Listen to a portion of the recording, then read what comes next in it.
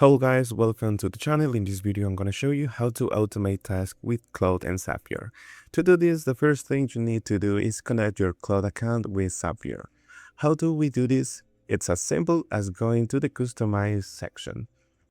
Once here, we'll find the connectors area where we can link all our applications. We'll go to the Add a New Connector section and search through all the connectors in the Claude store. Here we just type Zapier. We'll wait for it to load, and there is the Zapier option. We can see it is official, developed directly by Zapier.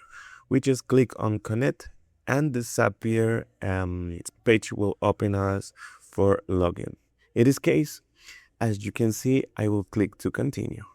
I will do it the login using my Google account. So once logging, since I have a newly created account, I'll have to fill in this information.